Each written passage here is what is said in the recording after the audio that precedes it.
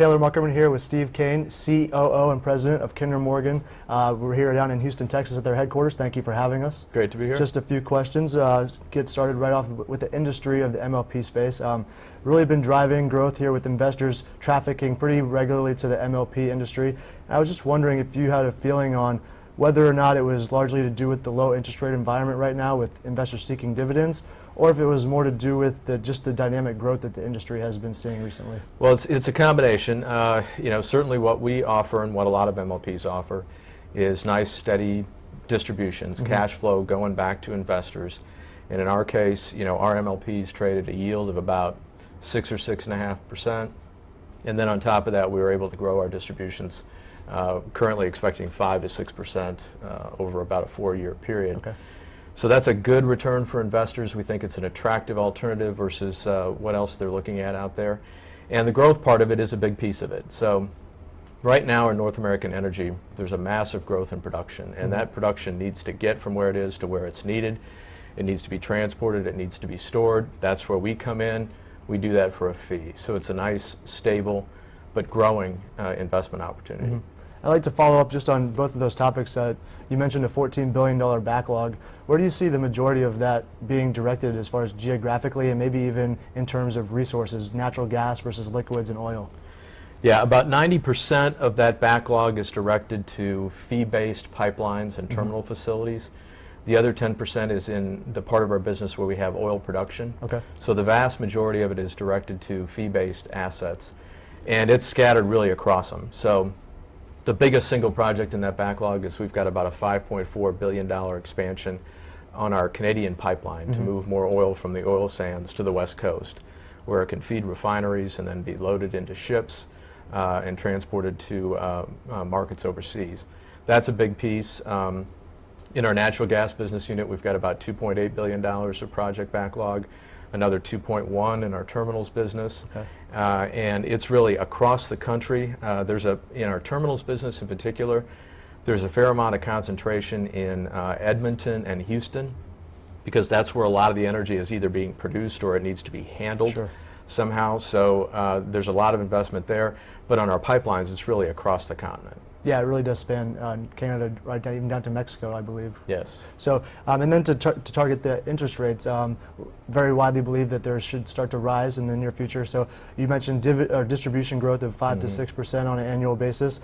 But from a capital structure standpoint, how are you going to address financing in a rising interest rate environment, because MLPs do typically use a lot of debt to finance to growth projects? We do, and we have been able to, we're an investment grade entity, so we've been able to raise capital in good times and in bad, and we think that investment grade rating and our substantial existing capital structure and our asset footprint, that becomes a competitive advantage for us, not a disadvantage. And I think that's the way you need to look at it, is on a relative basis. We're well positioned to succeed in this market with the balance sheet that we have. Our interest rate target generally has been kind of 50. We typically, when we raise capital, we're raising 50% equity, 50% debt. Okay. Then within that debt, it's 50-50 fixed and floating. Gradually in our MLPs, we've been migrating a little bit more to fixed, and so we've taken a little bit of that risk off the table.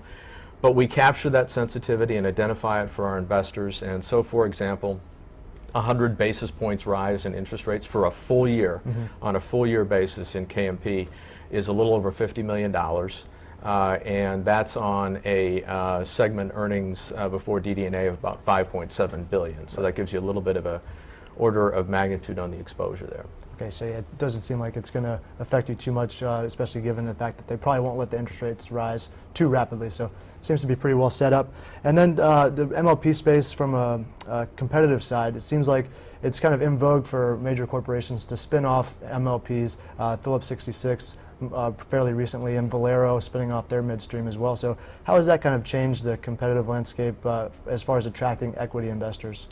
Well, two ways. One, in a very positive way, it has expanded interest in the sector. So it's made it grow into more of an asset class that investors want to own, or want to own a piece of their portfolio in. So it's good from that standpoint. It's attracted interest in the sector. On the other hand, not all MLPs are the same. Sure. And so when somebody sets up a refinery MLP or or an MLP that's built around a specific plant, for example, we have to make sure that we are continuing to educate our investors on the difference between an MLP like us and an MLP like that. Okay. And frankly, I don't think it's that hard for people to sort that out.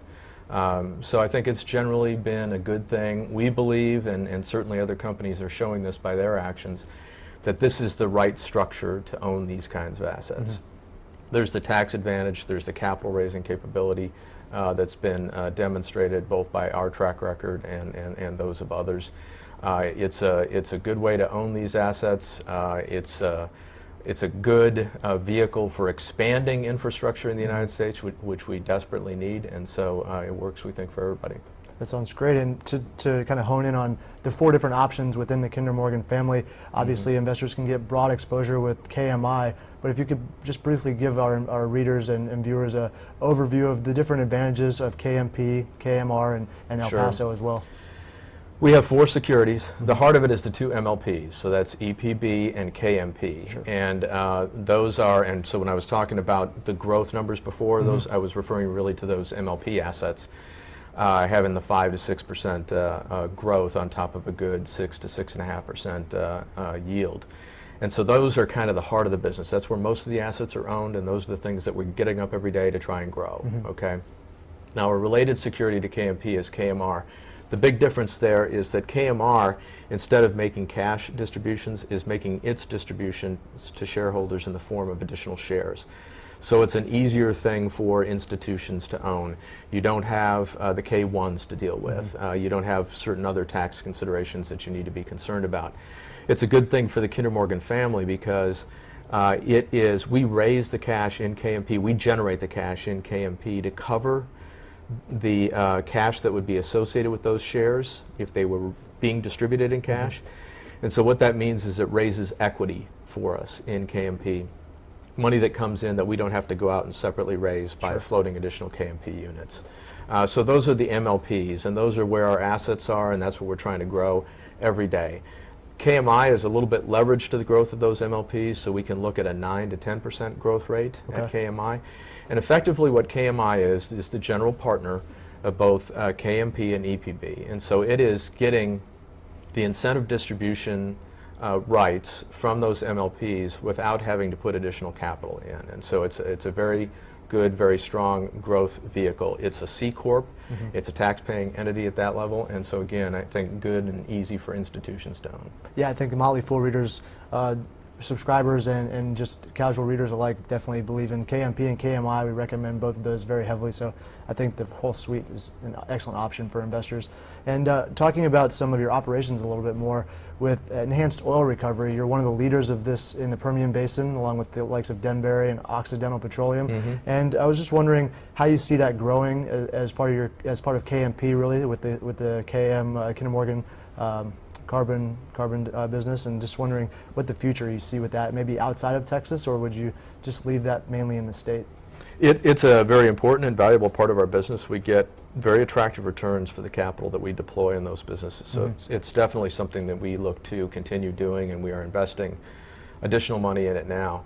It's part of our portfolio has changed. Our mix has changed a little bit because of the El Paso acquisition and then the drop downs of the El Paso assets into KMP.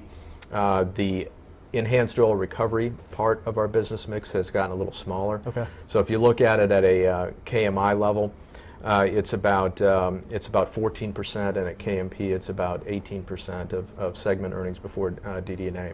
So it has shrunk a little bit, but again, that's a business we like, and it's a business that we expect to continue to invest in. Now that's kind of the enhanced oil recovery part of it. Sure.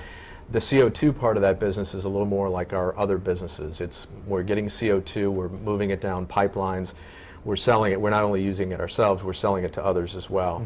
That business, we can't get enough CO2 to fill the need right now, and so we have a number of expansion projects to try to take care of that.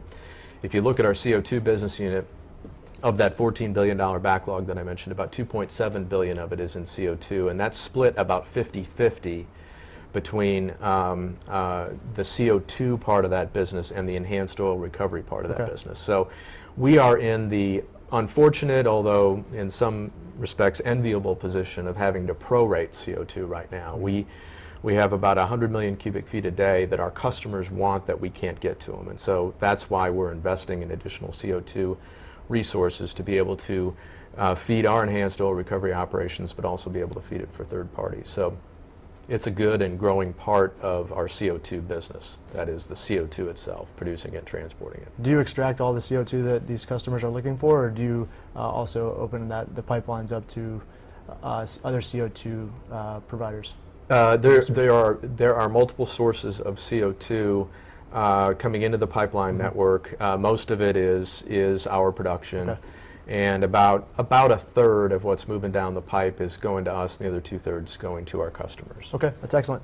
And one of the sides of business I find that investors don't necessarily know that you're involved in is coal exportation with Peabody and a few other big miners down in the Houston area. You export that, and you're doing some expansion there. I was wondering the future you see, because domestic use of coal has really taken a hit, but they're talking about exports continually growing for 10 to 15 more years. So I was wondering if that's a core business or if that's going to be just mainly a cash generator for the long term. It's an interesting example about how one sector that we're in can affect another sector. So the growth in natural gas production and the increasing use of natural gas because it's clean, abundant, environmentally sound, and cheap, has displaced some of what coal was serving in the electric generation market previously. And so those coal producers are looking for other outlets. And so the expansions you're referring to are primarily to give those coal producers a way to reach the international market, which is growing.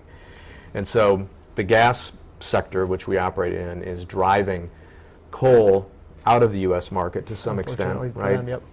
And so the way we participate in that and the way they adapt is by they underwrite expansions at our facilities to increase the exports. And so it's a good opportunity for us. It is a fee-for-service business for us. They rent the space, if you will, hold the capacity, and then they pay us fees for what we actually handle or move. Okay, so it's not a take or pay. They actually pay on a quantity basis then, or is no, it is a take or pay. Okay. Take or pay in the sense of they are paying to reserve the space, Okay. the ability to store a certain number of millions of tons of space, and then they pay volumetric charges to actually handle it. So the offloading of it and then the onloading of it to outbound ships, for example. Very interesting.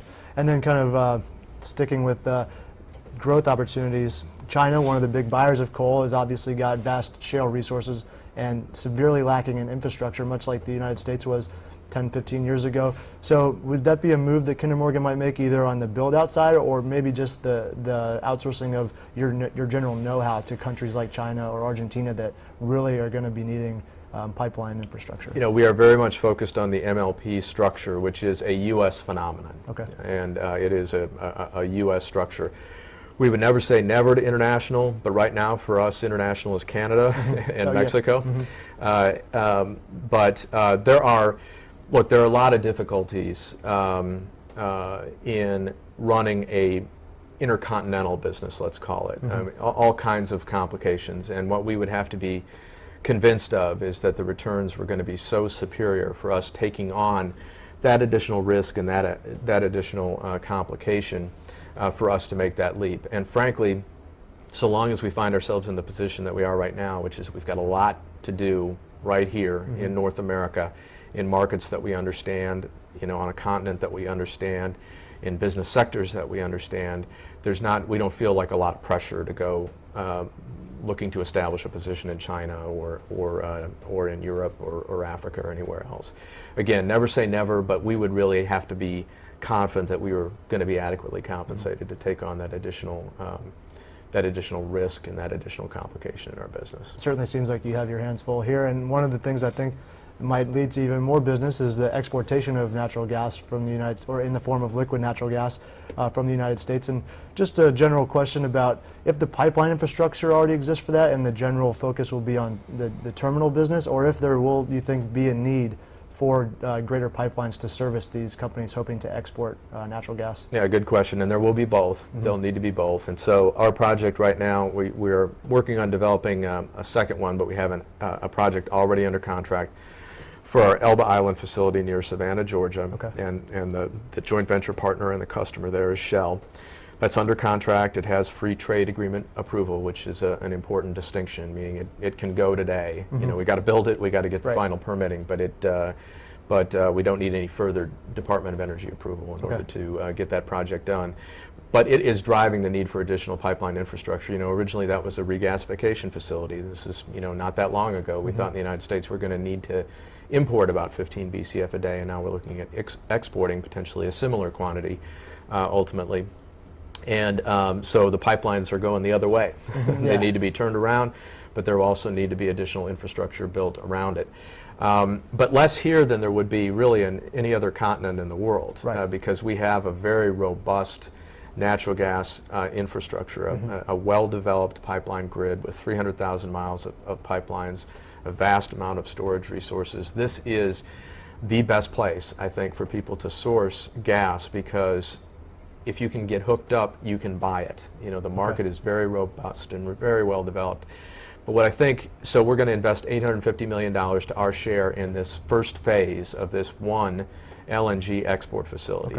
Then there are related pipeline investments upstream, and then there are related pipeline investments on our network to serve other people's LNG facilities along the Gulf Coast. The other aspect of it, though, is it will change the flow dynamics really across the grid, and that will drive other investment that we don't yet see today. It will drive demand, I believe, for storage resources, which again in the United States we're blessed with a vast amount of storage capability.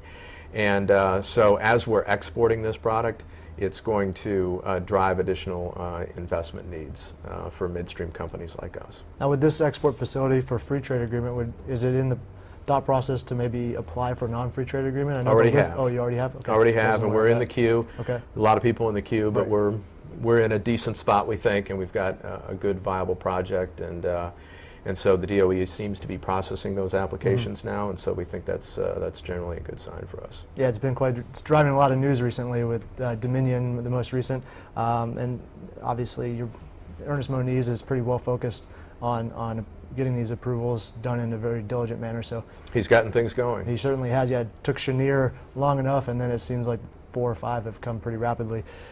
Talking about other headwinds, or tailwinds, excuse me, one final one is the chemical industry. Talking about building out, Dow Chemical says up to $100 billion could be built in the Gulf Coast. Well, I think that's inflated. Their group that they're in with Huntsman and Nucor obviously benefiting from cheap natural gas and ethane production here in the United States. And just wondering what you feel like on a scale of 0 to 100 billion, what Kinder Morgan's feeling is on the potential there. Yeah, it's hard to know how big it's going to be. I think that, but it's likely to be quite large. Whether that's 50 billion or whether it's 75 or some other number, it's likely to be quite large. And the reason for that is that, again, we have this very robust natural gas infrastructure, but we've also got a lot more gas to exploit. Okay, as gas prices came down, people started focusing the rigs on the richer plays, and as they did that, they left behind dry gas that they know where it is, they know how to get it out, they can go back at it. I've seen estimates that another 25 BCF, so we're about an 80 BCF a day market today, about another, 70 BCF, growing to 80 and ultimately to 90 BCF when you get into the middle part of next decade. But about a 70 BCF market call today. Another 25 BCF a day is estimated to be out there in dry gas plays and available at less than $5. So if that projection is right, then we have the ability to offer to these chemical companies, and they look at a world market, okay? We have the ability to offer to those chemical companies here in the United States to invest in a place with abundant current resources and clear visibility to additional resources and the most robust infrastructure in the world. So I think that's a pretty good combination. In a good legal system, a stable economic environment, et cetera, the rule of law, all the things that you look for when you're going to make significant capital investments. And so I think that's a pretty good combination. So if you think the world market is going to continue to demand the output of these chemical manufacturing facilities, the United States, given that mix, is a pretty good place to put them. And so what we're seeing, what we can tell you that we specifically see, is we're seeing facilities that were mothballed in the Houston Ship Channel reopen and approach our natural gas pipeline folks about signing up for capacity. We see customers under contract that as they're renewing want to renew for longer terms because they can see this coming, right? And so we're starting to see or feel the ground rumble a little bit as these guys are bringing their capital in to fund these additional projects. You just mentioned the huge potential addition to the 70 billion cubic feet that we're currently producing. What do you see as far as natural gas prices, given that huge influx that could potentially come online if prices slowly start to creep up? How long do you think it could take for prices to really become uneconomical in the United States for exportation and for the use of these petrochemical companies? We try to stay out of the business of predicting gas prices. Fair enough. So what our customers are in that business, or they're investing based on their expectations, and for us, where that comes to bear is when they're willing to sign up for capacity. So that's really, I don't have any special insight into gas prices, but I can point you back to the statistics I gave you to say it looks like this has been a massive game change in what these producers have been able to do, and all the credit to them. I mean, they've been able to enter into a world where they don't drill dry holes anymore, where they can go out and exploit this resource and practically manufacture the stuff. I mean, they get so good at it, and then they get better as time goes on. It used to be there'd be dry holes, and then there'd be some good wells, and the good wells would come on the front end. And it seems like they've turned both of those things around. They know where to find it, they know where to go back to it if they want to go back and exploit it, and they keep getting better at extracting that as they drill additional wells. So that's a big game change, and I think that puts at least for kind of a foreseeable future, a kind of a natural ceiling on gas prices. Now what you may see though, and you do see it in some places, is you'll see regional dislocations. And again, that's where we come in. If there's a dislocation in price between what it's going for in the Marcellus, which there is right now in Pennsylvania, versus what it's going for in Boston, that's when additional pipeline transport capacity needs to be developed. And so I think you'll see those kinds of dislocations, and that will drive additional infrastructure investment. And we've got about $800 million worth of projects just getting gas out of the Marcellus alone, and I think there's more of that to come. So I think overall gas production here and what the producers have been able to accomplish puts kind of a natural ceiling on that price, but you'll see the dislocations that will need to be bridged with additional infrastructure investment. Sounds like a great runway for you guys. And just to touch on a potential maybe headwinds for the not just you but the energy industry as a whole, or the fossil fuel energy industry. You look at solar and wind power becoming more and more affordable for consumers, and electric vehicles with Tesla slowly starting to take off. But as you look really far down the road, is Kinder Morgan doing anything in particular to maybe prepare for this, addressing some of the issues that might come up? Our participation in renewable fuels has been like our participation, if you will, in other commodities, which is that we will store and handle it for the people who make it. And so we handle, by our estimate, about 30% of the biofuels in the U.S. And that's, when I say that, I mean we're not producing it, again, we're handling it. So we're blending it, we're storing it for people, and we're getting paid to do that. And so we saw that trend emerging, and our customers, as is usually the case, saw it first. And so we got to them to try to get our share of it, if you will, by building the storage, building the blending facilities to handle it. We even converted one of our pipelines to be able to batch ethanol. So we participate that way. Overall, I think the story on renewables is, if you look at the rate of growth is it's certainly increasing, but it's coming on a very small base. And there are other big moving parts in that base. If you look at really over, multiple decades, probably a 60 to 70 year period, fossil fuels have provided really between 85 and 95% of the energy that we use in North America, and with very few bumps in that, or very few divots in that. The two biggest ones being hydropower, which took a share, but we're not building a lot of new dams. In fact, we tend to decommission them. The other one that took a bite, or left a mark, if you will, is nuclear. And a similar kind of issue there, which is that big question about whether those licenses will be renewed ultimately, and about what the true cost of nuclear is. Questions that have been around for a long time, and people have been struggling with or coming to terms with.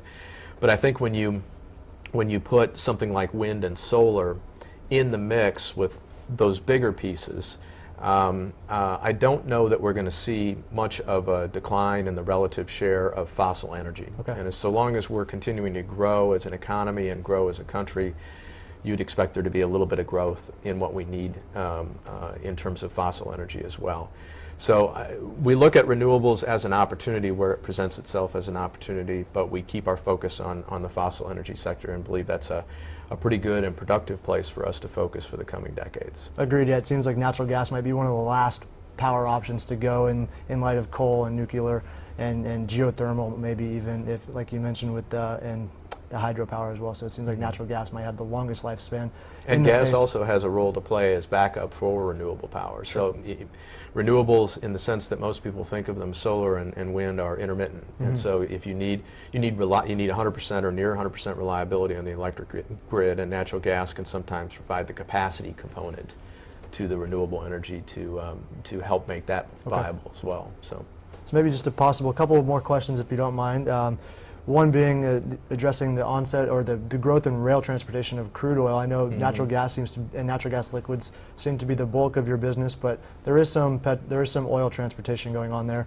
And I was just wondering if you could see this as a threat, or maybe this is just stepping in while pipelines kind of catch up to the growth in the Bakken and the oil sands in Canada. Yeah, all good points. We see it as an opportunity because we have rail terminaling facilities as well. We have several projects under development, including one larger one recently announced. And there is a need, and we believe a fairly long-term need, for some crude to move by rail. Okay.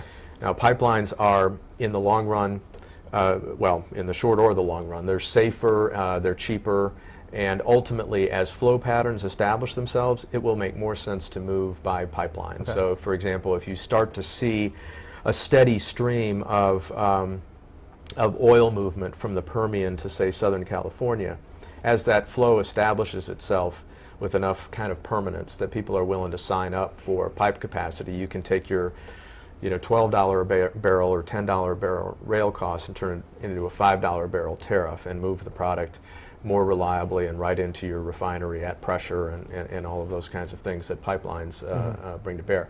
We've got about $450 million worth of kind of identified projects. That's not all in the backlog, because we look at those as high probability projects, not just kind of the ones we're working on. We probably won't get all of that, but we have, I think, 4 active terminals today, 2 bigger projects, 1 announced, 1 we think we'll still get to come. And so it's an opportunity for us for that short-term opportunity, and we believe our pipeline options will be the most competitive in the long term. And again, just to elaborate on that a little bit, one of our projects is a crude by rail terminal in Edmonton. Okay. Well, our big pipeline expansion that I mentioned, Trans Mountain expansion for $5.4 billion, expanding that pipeline from 300,000 barrels to 890,000 barrels. Well, that rail option is a good option between now and 2017 to those, call it Northwest Washington refineries, until that pipeline comes online. And it might continue to be a good option as an origin for eastbound oil movements into the Northeast U.S., which aren't currently piped. So I think in summary, what rail brings is you can pay for the capital with shorter term commitments, and there's greater origin and destination flexibility. And while there are big differentials, big price differentials across the continent, those options give rail an edge on at least the new movements. But over time, as patterns again establish themselves, pipeline transportation is maybe a third the cost and significantly safer. Although rail is fairly safe too, it's significantly safer. So in the long run, pipelines provide the answer. You've already seen the spread between the U.S. price and WTI and international Brent collapse quite significantly. And are you hearing from refiners any choice that they'd rather see rail or pipeline, or is it kind of just whichever one is able to serve them quicker? If you talk to West Coast refiners, what they want to see is they want to see the flexibility to get it from multiple locations, because again, those price differentials, you're right, they've come in some, but there's still enough that it justifies moving by rail, particularly when they're kind of competing against a world oil price, okay, or they're buying more based on a world oil price. And so they're happy to see pipelines when they come, but not willing to commit until they see a little more steady flow, I think. I think on the East Coast, that's likely to be a longer term phenomenon in terms of rail serving it, because the pipelines are harder to get there. TransCanada has a project to get to Quebec and Ontario, maybe ultimately export as well. But it's a harder build. The infrastructure isn't there as strong today, and so that might be more of a persistent rail market. Okay, just one or two questions on Kinder Morgan's management. It's something that Motley Fool believes in very highly. Management is something, one of the first things that we often look at, and you believe in transparency, both in terms of your financials and your overall health and safety record. So I was just wondering if you could touch on if that started at the very beginning of Kinder Morgan, or if it's kind of evolved over time. It's been in place a long time. I wasn't here at the very beginning, but I think it's certainly the majority of the time period here. That's been the philosophy, and really what has been a persistent philosophy, I can confidently say from the very beginning, is that Rich Kinder has set the tone at the top and spread it throughout the organization, that we are extremely attentive to detail. Very attentive to detail. When we go into every Monday meeting, which we do every single Monday like clockwork, and bring all the business units together, we are updating our operations, updating commercial, updating financial. And when we're updating our financial, we're updating our current month, we're updating our quarter, and we're updating our year. So if we're sitting here in September, we're looking at September, and we're looking at October, November, and December. If a contract didn't renew, or it did renew at a higher rate in December, it's showing up, and it's showing up this week. There isn't an opportunity, there isn't a risk that gets a week old without getting acted on. And part of what that attention to detail enables you to do is to be transparent in what you're presenting to the public, whether that's our safety statistics, which we update for the public every month, or our financial performance and our commercial outlook and our strategy, which we're updating in our annual investor conference, but also in our quarterly calls and any other investor conferences that we do on the interim. So it's that attention to detail that drives our ability to do that. And it drives a number of other things too. How we manage our business, the attention and focus that we have on our operations and on our safety. When people have to report, what's gone wrong, or they have to report exceptions in their compliance activities and things like that, we list them, we track them to closure, and we complete them. And that's really, I think, the hallmark of our culture, is that we're able to do that, and that drives things like our ability to be transparent with our investors. Okay, and then just to wrap things up, are there any companies or management teams elsewhere, and not just energy, but in the S&P 500, or just generally in the United States or globally, that are talked about here at Kinder Morgan, as far as different styles that try to emulate, or different ideas that you might try to bring in-house or anything like that? Not really. There are many, many very, very respectable and deeply respected management teams out there, and organizations. We think that the thing that has been put together here is well suited for our business and the kind of business that we're in. And again, I'll come to the attention to detail. When you're running a large asset network like this, you need to always have your eye on the ball. You need to have your eye on the ball financially, commercially, and also operationally. And so things that work here might not work in those other companies. I think we find this as we sometimes acquire companies. One of the hardest things that people have to get used to around here is that attention to detail. And so we think we've built a good mousetrap for what we specifically do, and it works here. And there aren't necessarily a lot of other analogies that we feel like we can comfortably draw on. We just try to do the best job we can with what's in front of us every single day. That's great, Steve. I really appreciate your time. I think you provided our readers with some excellent insight into Kinder Morgan and the entire energy industry. That's what's taking place right now and what they can look forward to in the future. So I really appreciate your time. Thank you very much.